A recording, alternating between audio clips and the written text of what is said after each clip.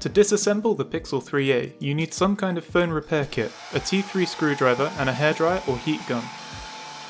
Later. I'm new to this, so I've cut out a lot of my struggles and time wasting, so remember the reality is that this will take a few hours if you're new to smartphone repairs.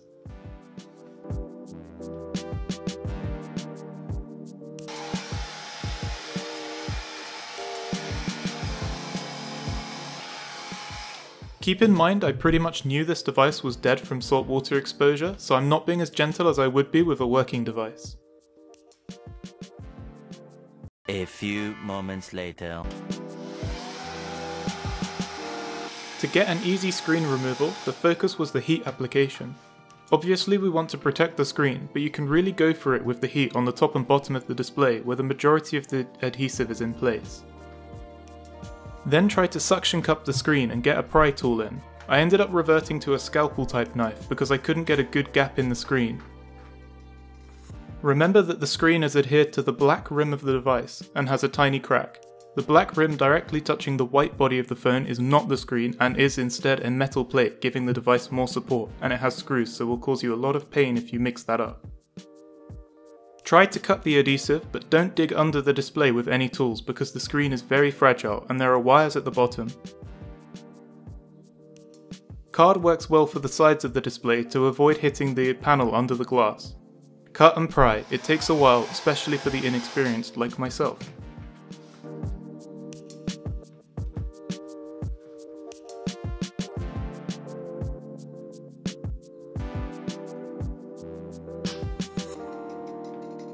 Moments later.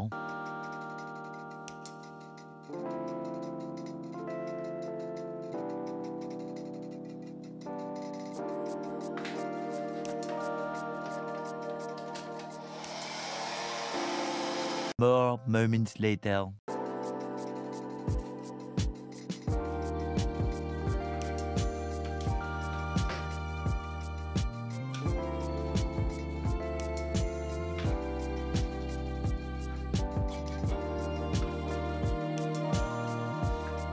Once the adhesive gave up and let me in, the experience became infinitely better. The phone is ravaged by salt crystals and corrosion, so it looks ugly. The display ribbon connector is held down by a plate with 2 screws under some tape, so get that off before yanking the display around or the ribbon will split.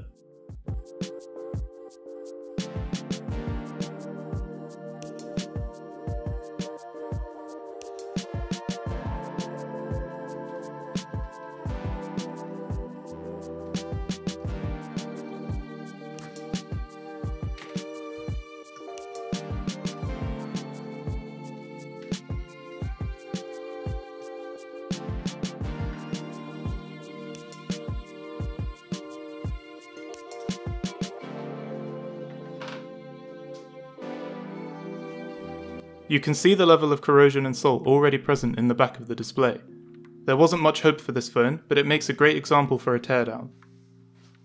The inside panel of the Pixel 3a is held tightly with screws which hold down the plate and some of the inner components, so they all have to be removed to unclip that plate. I placed them down in the order that I removed them from the device, so there's no mix-ups later on.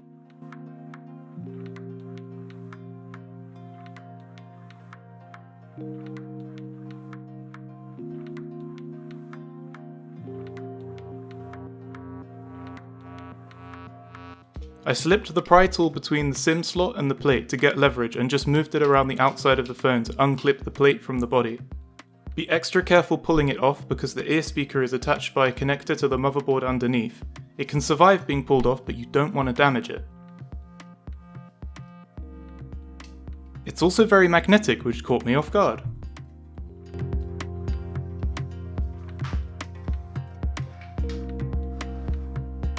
Dealing with the internal components is really simple. All of the connectors just clip off, and since most of the screws are removed with the plate, there isn't much work to do other than removing some weak adhesives. The insides have been crippled by corrosion. I don't know why I thought this might survive. I started by unclipping everything around the battery, because that needs to come out first, and generally it's a good idea to stop the flow of electricity in the device before doing anything else. The two side cables go to the squeeze sensors. There's one coming from the battery and one flex cable over the battery providing the connection from the motherboard to the speaker, microphone, motor and charging port. Battery removal was easy, just slowly pull up on the pull tabs that you can see at the bottom and top of the battery.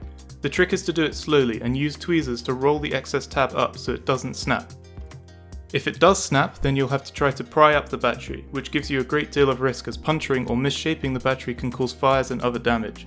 Some people use heat to remove batteries like this, and I really didn't recommend that either.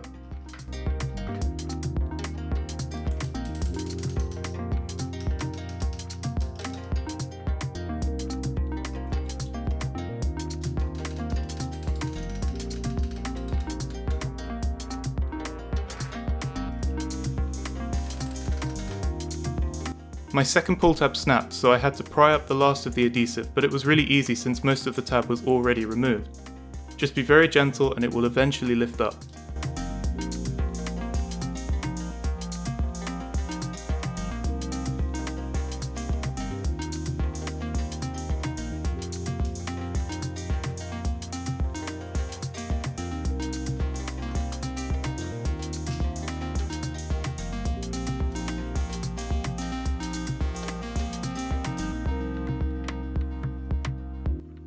After that, the other components can come out. I unclipped everything else inside and removed the last screws.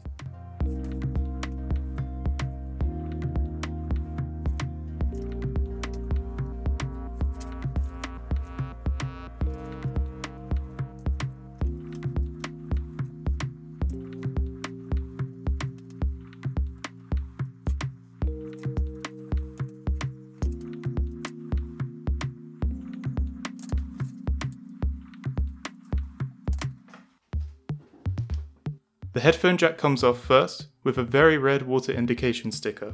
Safe to say there's no warranty left here.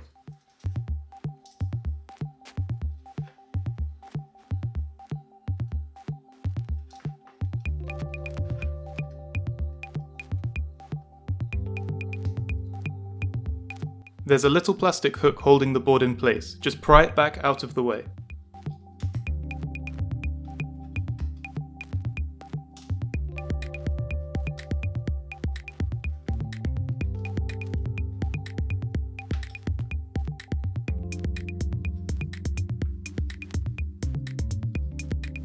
Then the board just kind of lifts up with a little wiggle. Fold it over to the left to expose the connectors and pop off the antenna cables and fingerprint scanner.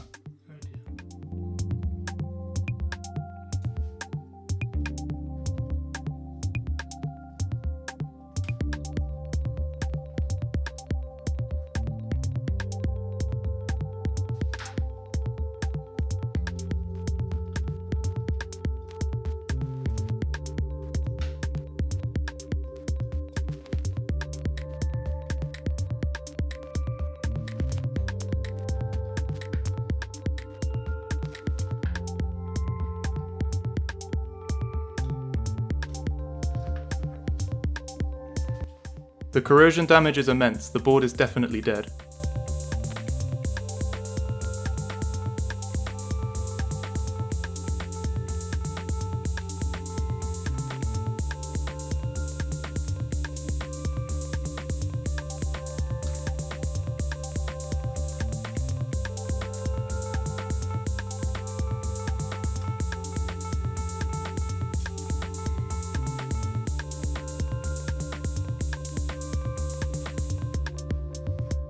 Unclip the antenna cables from the bottom components and lift out the microphone.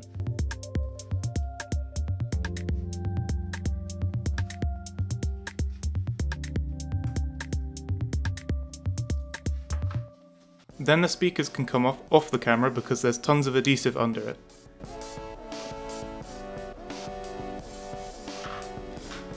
Then just pull out the squeeze sensors.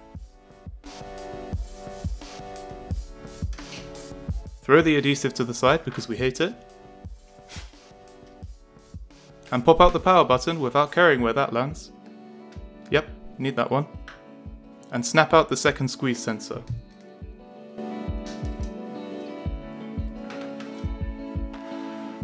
And that's pretty much the full teardown required to replace a broken part or clean up water damage. It's very easy and I have very little experience disassembling devices, but I had no issues. If the phone wasn't dead, I'm confident I could assemble it in a fully working order. For the assembly, either reverse this video or watch part 2, which is the assembly of the dead Pixel 3a linked below.